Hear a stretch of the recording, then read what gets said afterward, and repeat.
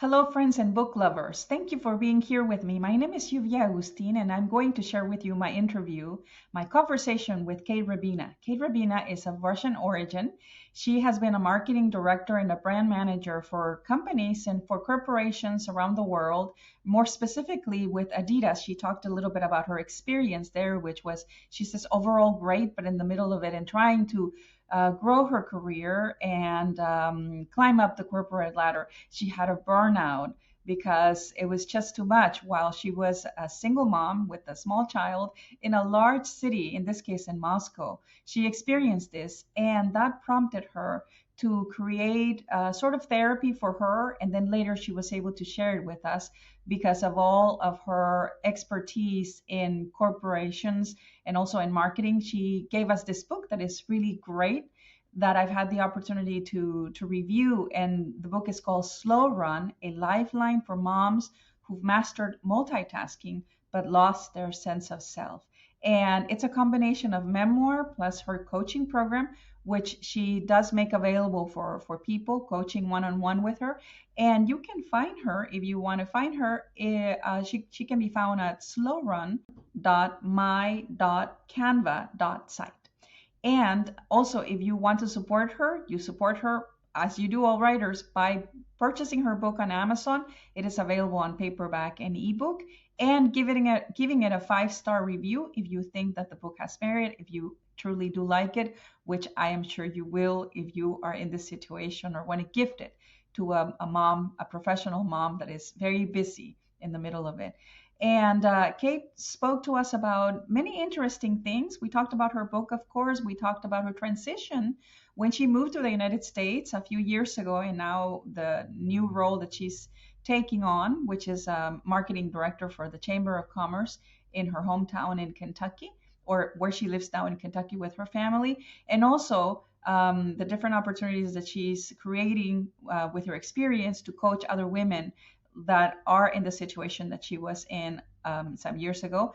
And of course, we ended up with something of interest to me, which is the Orthodox Church. As she is an Orthodox, we talked a little bit about the culture of Orthodox in Russia and the history. Very, small mentions, but again, I saw it on her bio and I couldn't stop myself because that is history, religion. Those are things that interest me, of course. And so I had to ask her. So if you want to hear all that, please stay for our conversation and welcome. Thank you for being here. Hi, I'm here with Kate, and we're talking about her book because she has a very interesting book that is coming out very soon. And I wanted to share it with my audience because, well, I'm a reader for sure. I've met Kate, I want to say a few months ago, perhaps, right, Kate? Yep. And we hit it off from the beginning.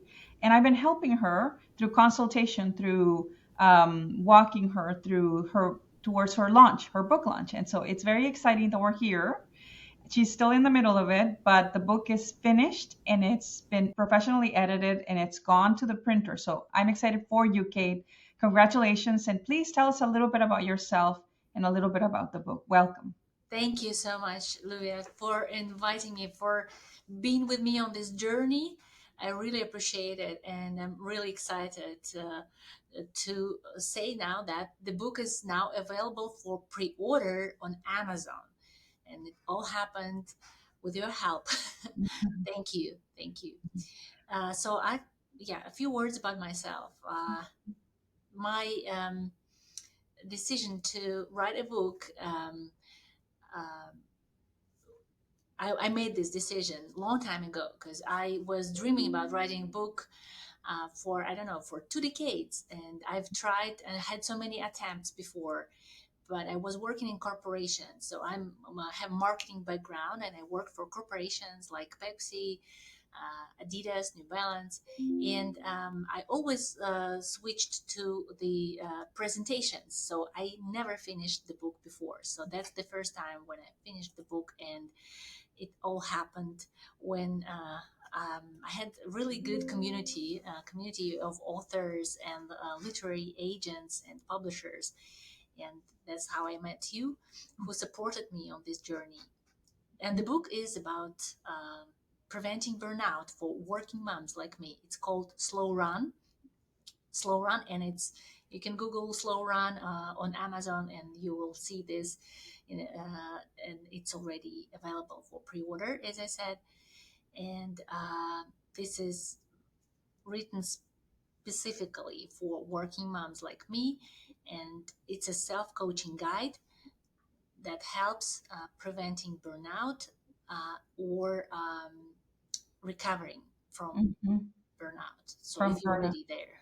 Yeah, Slowrun. I really like the cover. I mean, the cover and the title, Slowrun, because the idea is that yes, when we are building our careers, we do need to run. We do need to do things in a certain way because opportunities are there, and then there might be other opportunities, but that opportunity sometimes is there for that one time. So it's very hard to navigate that, to be able to, well, they call it balance, to balance both personal life, your health, your well-being, and your career. I mean, and I can speak from experience, so I totally relate. I liked it when I saw it, when I saw the title, Slow Run. I thought I told you from the beginning, that's a good title Mhm. because it's running but slow. We can do that. We can do. I'm a walker. I don't run.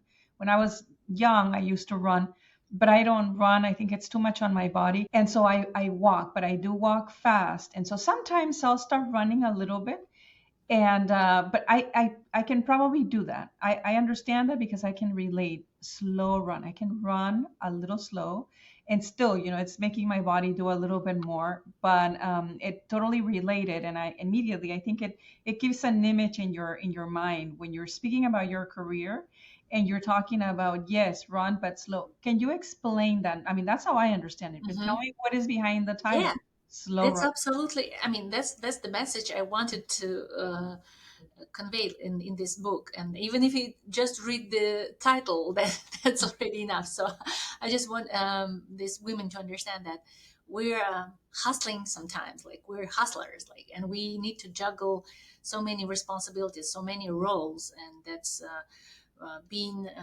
and we want to be perfect and efficient in our work career and in our family, and also having some passions, hobbies, etc. So when we do it like really fast, so in a really fast pace, there is a big risk of burnout, there is a big risk of exhaustion and stress. And I believe that we still can have all that. We still can combine our profession, career, family, hobbies, and passions, but we just need to slow down. And by slowing down, you're not uh, like, canceling all your plans, you're not canceling all your dreams. You are still working toward your goals, but in a more comfortable pace, the pace that allows you that balance, and the pace that allows you to breathe properly, to talk. So the slow run is in fact a term from running. And I used to work in Adidas and New Balance, and I was responsible for running categories. So I was driving, running, making it popular, working with run clubs, and I ran myself. And my longest distance is half marathon, Mm, and but my comfortable distance is 5K and 10K. mm, mm, uh, and that's when I learned that when you are running too fast, there is a chance that you don't hit the finish line mm. because you're too tired and you just stop in the middle of the race, and then you say, no, that's enough for me. I don't need a medal. And when you're running slowly, there is a big chance that you hit the finish line and you Mm. get your medal, you Oh, look get at your that. That's award. interesting. Yeah, you get Mm-hmm. your award. Mm-hmm. Yeah, exactly. And then, and it's also recreational running. So when some people are having traumas, like for example, knees, their knees hurt, uh, slow run helps them to still have this training routine, but make it a recreational recovery process. Mm-hmm. And that's why I thought that this is a really good term to use in the burnout situation, when you are exhausted, and but you are like de-evaluating what you already achieved, and you are also feeling that you don't have enough energy to fulfill your goals and move forward, that's when you need to start thinking about it in a different way. So Hmm. you still can do So, it, but mhm. So, I mean, we're showing the book here. It's called Slow Run, a lifeline for moms who've mastered multitasking but have lost their sense of self. And mhm. so, what I hear you saying is that it's more about consistency, and I mean, totally relatable. I think that's very easy to understand. So consistency is more important than just trying to do all these things at the same time. And this book is really for anybody that's trying to find their way into corporate or with their own entrepreneurship, but you tailored it specifically for working moms because that was your experience. Tell me what happened to you. When were you running really fast with your Adidas? We're not making a commercial for Adidas, but you did work for them. But with your Adidas jogging shoes and creating all these campaigns, I don't know if that's when this happened, but tell us about your burnout. Yeah, that's exactly when it happened. But it was a cumulative effect, I would say. It's a cumulative effect because I worked in separate corporations, and in Adidas, it was especially intense pace because it's a very competitive environment, I should say. And but I'm really grateful. Just don't get me wrong. I'm really grateful for this experience and for the work and for this opportunity to work in that company because it gave me so much. It is really great experience, and I've worked there for 5 years, and it was really very competitive, as I said, and the employees there were trained like athletes, and Ah, like athletes, they need interesting. to perform, they need to deliver the results, bring like awards, like it was really like a competition, and especially when it was linked to real competitions like Olympic Games or championships, etc. There was they used the old motto, the old marketing campaign motto in the company at that times, and the slogan is "Impossible is nothing." Uh-huh. So I guess you've heard about that. So "Impossible is Mhm. nothing" is the great campaign, like iconic campaign, Mm. and whatever project we started, I mean, sometimes it sounded really impossible to implement, but they would say this slogan, "Impossible is nothing." So it's like a prayer, like a mantra. Mhm. And then, like all the team players, they have to deliver a result. And Mm. sometimes I mean, the timings were really tight, not enough people on the team, but you still need to deliver the It result. sounds like book publishing. Yeah, exactly. So I mean, many industries. You wouldn't think it's competitive, but oh boy, it is. Is it competitive? I worked for a corporation for HarperCollins publishers for 13 years, and it only got more and more competitive every year. So it Yeah, sounds just like it. So we just yeah, didn't have running shoes on. exactly. Yeah. And then there you also have to run because you need to Yeah. represent the brand. You need to represent the Mm. category you're So I driving. guess it's like us. We need to be readers. And then Mhm. you'd be surprised of how many people in publishing are not readers. But it Oh, happens. But that's not what that shouldn't be the case. So I guess mhm. it is like that. You are a reader by nature. So that sounds so much fun. I love Yeah. that part. Yeah. Yeah. Exactly. Yeah, here as well. It sounds so much fun. I mean, you, like you work for the company and then you can train during the day. Like they had like a Wow. gym. You can go for a run with your team during the working day. That's, but Wow. I like that. then you work after hours, like Uh-huh. 24/7.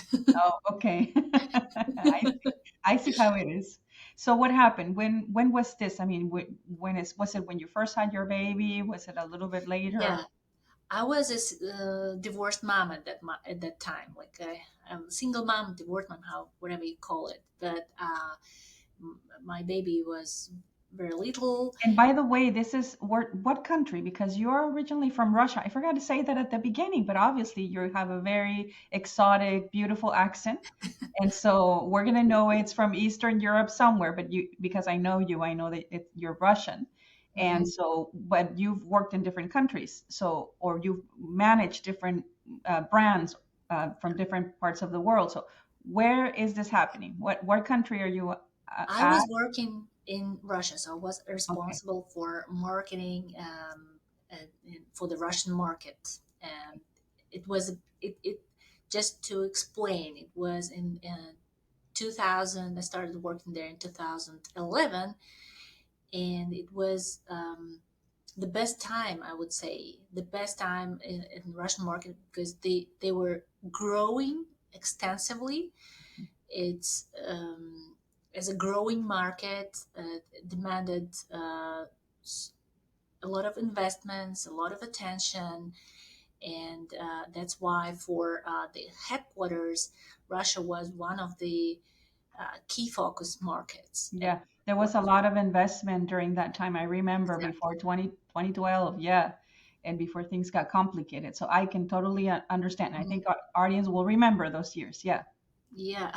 Uh-huh. So that was really golden times, I would call it golden times for us, uh, and that's why we had Olympic Games, and Adidas was sponsoring them. That's why it's a lot of great projects happened in marketing connected to that. Then there was a FIFA soccer championship, Mhm, global world championship in mhm, 2018, and it's also like it had to be built up. And that's why we opened stores, and the just to mention, the business model of Adidas in Russia is different versus other markets, versus other countries. It was mainly focused on own retail. So we had 500 stores, own stores mhm, across Russia, and we as a marketing, they we had to like serve and provide all the materials, like point of sales for all the stores. mhm, We had to develop campaigns, national campaigns on TV, billboards, print advertising, digital advertising, and support our e-commerce as well. So mhm. it was really huge, huge business, and also all departments, including marketing, were So what was your very role? busy. What was your role? I was a senior brand manager at some point, and then it's called senior brand manager or brand communications manager. And then I worked for style for some time, and then for running category. Running category was the biggest category at that point. And So there's a lot of investment in Russia. In the company Adidas is there. They have 500 stores, or they're establishing up to 500 stores. You're the brand manager and other responsibilities. So your career is going really well. You're making money. You're climbing up the ladder. You have you're a single mom with a child, with a small child. And then what happened? yeah, it's just a cumulative effect, as I said. Like it was really great, and I was really excited because these projects are really great and ambitious. I was ambitious, and I wanted to do something cool, something great to remember. And when you're young, like you have more energy, and you can work at nights, and I mean, And all night. all night you can stay and then go to the party, celebrate your project launch, Networking. Yeah. networking, and then at some point you just, like, somebody switched off my electricity, Mm, like really exhausted. Just you can do nothing when you don't have energy, mm, and you feel that nothing motivates you. And it happened.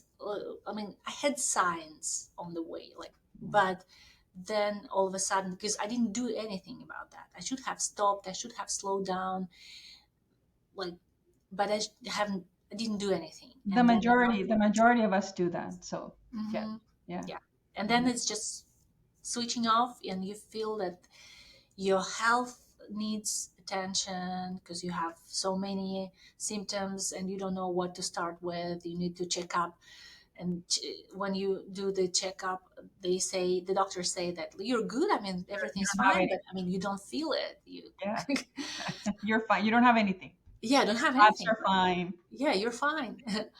But you don't feel that you're fine. I mean, you're always exhausted. And that's when I started thinking about changing my lifestyle. And it was a long process before I actually changed it. And I worked with coaches, with therapists, and they helped me a lot, just like in understanding myself, my values, my motivation. So what drives me, what drives me in this process. And I realized that at some point this is a pattern that I had from my mother, who was a hardworking surgeon. And when I saw her exhausted after her work, like when she had surgery and she comes home exhausted, and I thought, that's like my role model. So I Mhm. need to be the same. But Uh-huh. actually it, and she has always told me that she feels sorry that she didn't have enough time for family, for her kids, myself and my sister. And she wouldn't recommend choosing the work or profession as difficult as hers Uh-huh. to me. I mean, she was telling me that, but in the end, like, you don't listen. You It's just, what you see. It's what yeah, we it's do, what you what we see. see. So Hmm. that's very interesting. I'm sorry to interrupt you there, but that's very interesting. You had told me that your mom was a surgeon. Yeah, I mean, yeah. So, but were your mom's circumstances different than yours, perhaps? Maybe you didn't, there were elements that you didn't have. Was she married the whole time, for example? Did she Yeah, have help, like of course. relatives that could help, and maybe you didn't? Was it different? And maybe because you thought her being a surgeon and me being a marketer, it doesn't compare. Which, in business, yeah, we can work a lot too. Hmm. So it's not the intensity of knowing that a life depends on you. Obviously, I think that in itself carries its own stress. Nonetheless, yeah, it can be long hours, like you said, and many activities. Were your circumstances different, maybe, or maybe life was different, in your. Yeah, life, of course, life has changed a lot, like since the times when she had active career and when I had it was absolutely different. And besides, my dad was always nearby. He's a great dad. He was very supportive, and of course he supported her in her passion. Like, it's her purpose. Like, she couldn't do differently. She wanted this profession. She wanted to be a surgeon, and that was her child's dream. And he knew that, and he supported her on this journey. And that's why I say that I don't feel that I missed, like, parental love. I had enough, from both from mom, from my dad. But it was really great that he was so understanding, so helpful, so supportive and nearby. But in my case was different. I was alone in a different town. So I was in Moscow. They were in a smaller city. It's 10 hours drive from Moscow. It's my hometown called Penza. So I didn't have my parents to help me. Well, I had a babysitter. I had a nanny, of course. And she was great. She helped me a lot, but that's not the same, right? So you still need to spend time on weekends with kids and do all the care Mhm. yourself. Yeah, so it was different, of course. But Mhm. the pattern, like the role model, I mean, like hardworking woman, for me, still existed. Yeah. Mhm.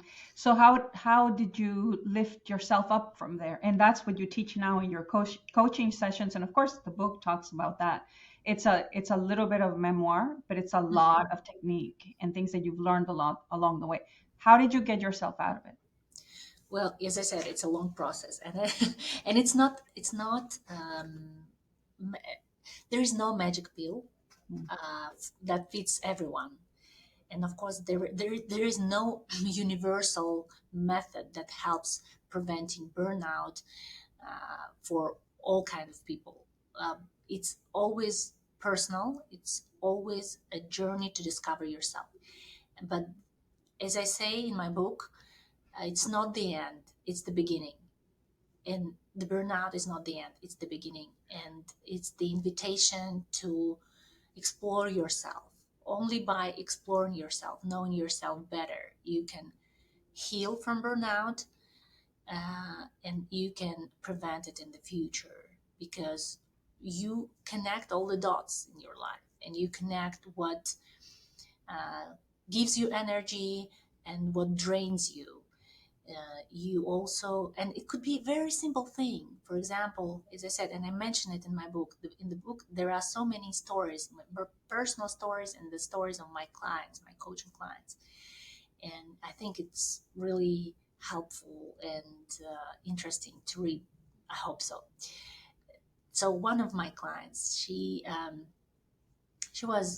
felt the signs of burnout, and she was thinking about her husband, is if he's cheating or not. But in the end, it was all about her, not about him.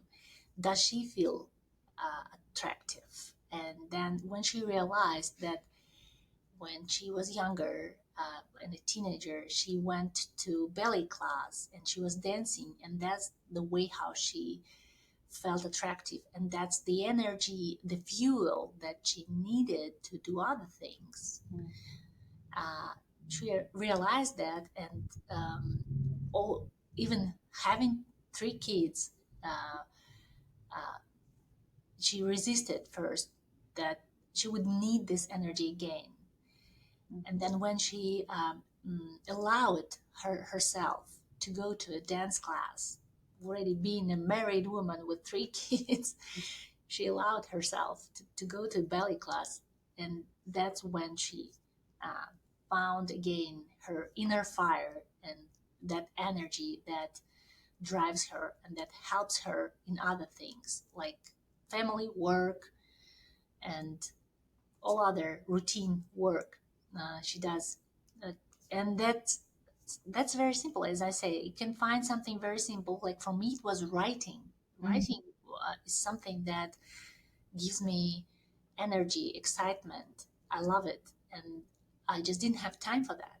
And when I allowed myself to do this, first, it was not the book. I didn't even have a book in mind. I just started journaling, free writing, just without any concept, without any structure. And then at some point, the idea of this book came up to me, and I started writing it as a ritual, 30 minutes a day.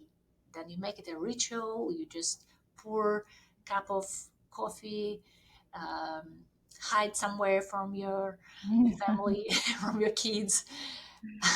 I went, actually, I went to a cafe, like a coffee shop, where I was writing it, or to the gym. So we had a gym at the apartment complex, and nobody was there. So I just came down there, and with my laptop, and I was writing for 30 minutes, 40 minutes a day.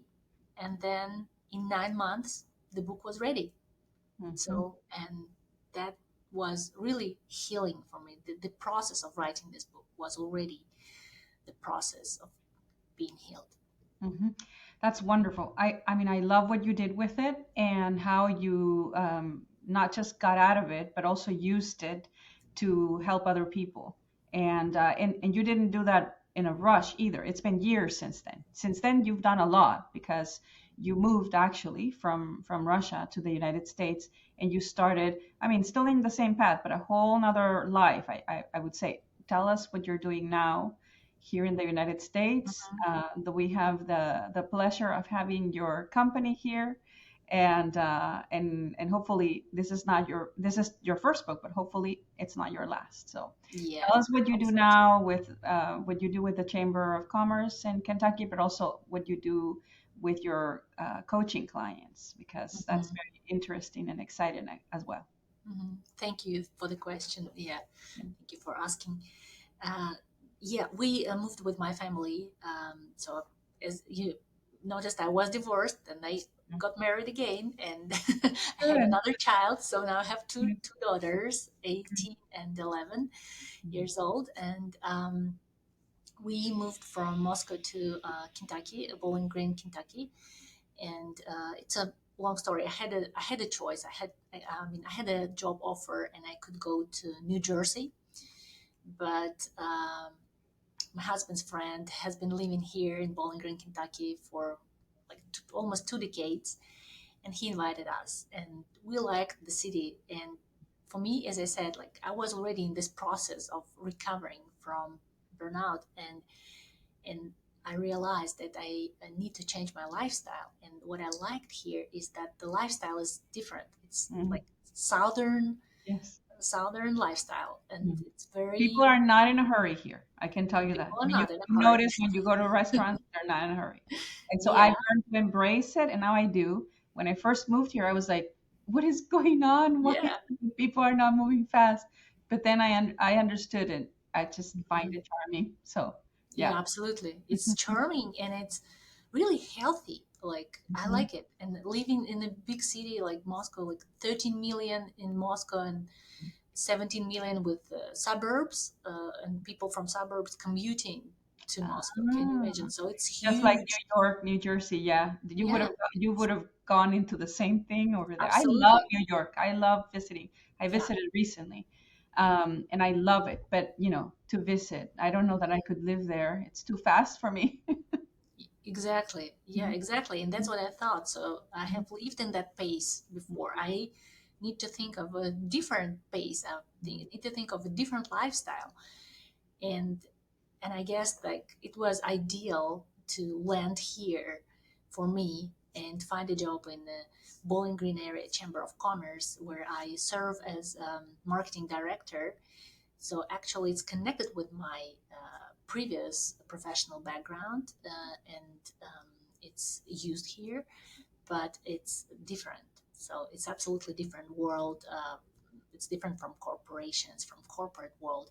I mean, I can think of maybe at some point I will be ready of going again to to the corporate world, but at this stage, it's great for me to be here in this wonderful community, in this very supportive community. I should say I really enjoy people here, and it's very important for me to be around people that I like and that are very supportive and nice. Hmm. So yeah, and that's how I also decided to build my side business, like coaching business. And I'm helping in my coaching business. I'm mainly helping professionals like me navigating career transitions, and also helping with burnout prevention and burnout recovery. And so my key clientele are working moms, and these are global clientele, I would say. So not only from the United States, but also globally. So I work remotely mainly. And yeah, I'm thinking of growing my coaching business at some point, Hmm. scaling it. And so that you do that, is that a one consultation? Is it a program? What does it consist of? Well, A I have few. different programs, Okay. and the most popular one is 6 consultations, 6 sessions, and it includes coaching sessions and also like coaching sessions when we define your goal, and then we work toward this goal, and then I use neuro integration technique, neuro sprint. It's called. I have studied. For this neurointegration technique from Yeah. Katerina Nangold. She's pretty famous. She has developed that method, and I'm Hmm. using it because it helped me. It helped in my situation, and it's also helping to my clients. So it's neuroscience, Hmm. really great Neurointegration. tool. Really great tool. Yeah. That you also incorporate in your book. You allude to that. Where do we find you? But I still want to ask you one more question because it was Mhm. very interesting to me. We discussed this a little bit when we met a few weeks ago, but I saw it on your bio, so I want to ask you about the Orthodox Church because that always interests me. But Mhm. before I do that, how do people find you? Well, I have my website, dot com. And also you can Google Slowrun, my Canva site. So it's easy. It's not so easy to remember, but I mean, that's a long address, but still, And we'll put it on the description too, yeah. so that everybody knows it. So everybody that wants to support you needs to go buy the book, read the book, review the book, and hopefully that will happen. And if they want to talk to you, they can reach out to you. They can do it on your website, where you're willing and Yes. able to give consultation for working moms that think that they are in the middle of burnout or before, or preventing burnout, which that's very needed. That's great. Anything else you want to say about that? Because I want us to move to my last No, question on the no, Orthodox. I mean, you just available on Amazon. Yeah. Slowrun, Yes, I yes, think that's true. it's The easy book to is find. available on Amazon, Yeah. and you can buy it there on ebook and paperback. Right. So that's great. So yes, you on your bio it says that you're a passionate advocate for community and connection. Kate also documents the history of her local Orthodox parish and creates programs that celebrate resilience, creativity, and support networks. Tell me about the Orthodox Mm-hmm. parish. Well, What is you that? know that I'm an Orthodox Christian since birth Mhm. because it's Orthodox Christianity in Russia. It's like big, and when I came here, I found a little church which is absolutely awesome, and it's really like a family for me because it was really interesting for me to come to the church that has services, Orthodox services in English. And for Mm. me to hear all the same chants, like same prayers, but in English, it was really shocking at some point. But Mm. now it's great, and but for the first time, it was really mm, I don't know, like a cultural shock for me. Yeah. And the priest we have, he is a former Nashville musician and former um, Marine Corps, like military veteran, Mm. and he is great. Father Terrence Johnson, and he is uh, one of the best priests I've ever met, I would say. Mm. Um, Again, um, for me, it's one of the reasons we stayed here. Like when we came to this church, we saw how warm, how welcoming they are, and I like the parishioners. We're really good friends with them. We support each other, and I like that. The main thing is this family feeling, family feeling. But I mean, the service is the same, but in English, the In same as English, in yeah. Russian, but in English, Okay. it's Uh-huh. really great. Uh-huh. Yeah. Mhm. Yeah. Yeah, well, I mean, a lot of people, you would think, but a lot of people, unfortunately, in the United States don't know that a percentage of Russian people are Christian. They're Orthodox Christian, correct? Yeah, that's correct. Yeah. Yeah, we can even Google that. We have several state religions. One of them Right. is Orthodox Christianity. The other one is Islam. Yeah, and the third one is Buddhism, if I'm not mistaken. Um, yeah, But a very deep-rooted heritage in the Orthodox Church. absolutely. Yeah, Um, they say yeah, the Google says that it's 41% of the population. 41%. It's like 41, It's 40. probably that's probably what it's going to be in the United States as far as Christians, and so a lot of people don't realize that that are a lot of Christians, and it's not. I mean, like anything in life, right? There's a lot of Christianity in the United States, but some might be very superficial. Many is nominal because their parents and grandparents and everybody was Christian, but there is deep rooted faith in the Mhm. United States. It is very deeply rooted in Russia from a person that observes history, right? I've never been to Russia, and I mean, I've known a couple Russian people like you, but other than that, but I do read a lot, and like I've told you before, I love the writings of Dostoevsky and Tolstoy, and I've read several of their books, and that's what you see everywhere. And then other Russian writers, not just from now, but we're talking about people that lived 150 years ago, and it's deeply rooted in that literature. That was the first thing I observed when I got deeper into it. I mean, I read when I was in high school, but one of those that you just need to read. But as an adult, when I started getting into Russian literature, that was the first thing I discovered.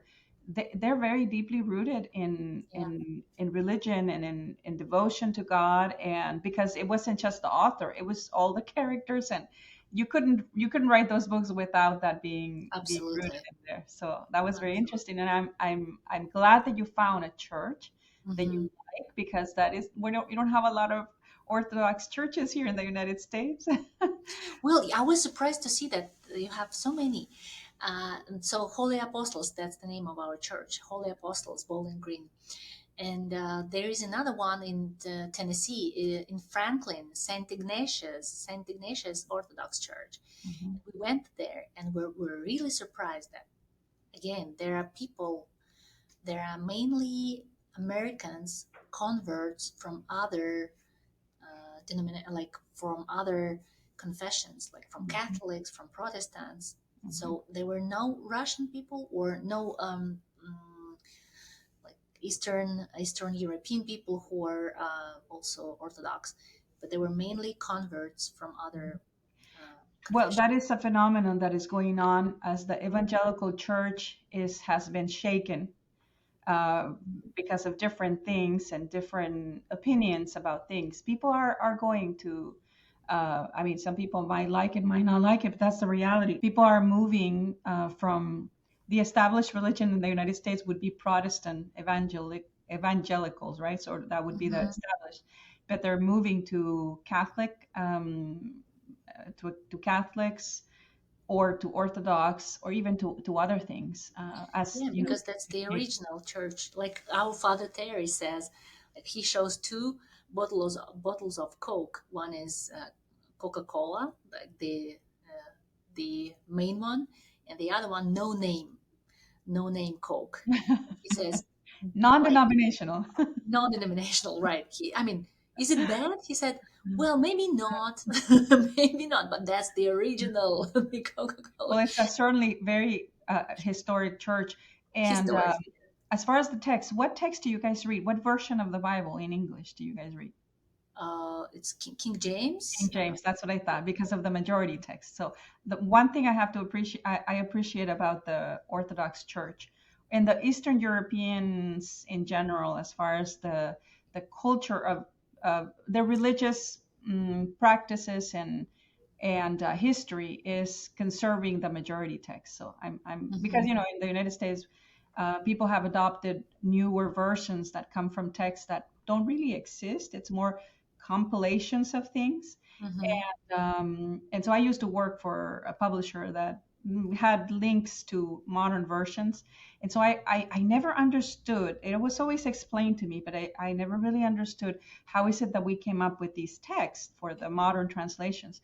But I do have an author who's a historian, and he's written more than 200 books, and he's a defender of the majority text. And I've heard so many of his conferences that I don't claim to know, close to what he knows, but 10%, maybe caught 10% of what he teaches. And on the majority text, I'm sure that's the safest, the text that has been conserved for millennia, Hmm. because of the traditions of the Orthodox Church. So I appreciate that. Yeah, that's great. So wonderful that we even discussed the Orthodox Church. Yeah, I know, interesting. But anyway, your book is very, very well written. It goes from one thing to the other. I mean, and the cover is beautiful. Your coaching seems very interesting, and I'm sure that there are lots of moms, working moms, who have gone through that, are in the middle of it, and we're happy that there's hope. So I encourage everybody to go buy the book at Amazon, give it a 5-star review, read it, and then find your way out of with Slowrun Yeah. with Thank Kate. you. Thank Thank you, you so Lluvia. much, Kate. That's great. Great conversation. Thank Thank you for staying until the end. If you like this conversation that I had with Kate and want to support her, you can do so by purchasing her book on Amazon. The book is called Slow Run, a lifeline for moms who've mastered multitasking but lost their sense of self. You can give it a 5-star review and you can read it, and I know that it's going to help you. You can also visit her on her website, which is called slowrun.my.canva.site. And if you want to support us, subscribe to our channel and give us your comments. If you want to send a comment directly to me, you can write to me at info@theagustinagency.com and just send your question, and I'll be so happy to answer it. That's it for now. Thank you for staying with us until the end, and I'll see you next time. Goodbye. Let's talk about books with Lluvia Agustin, a podcast by The Agustin Agency. The Agustin Agency, connecting authors to readers.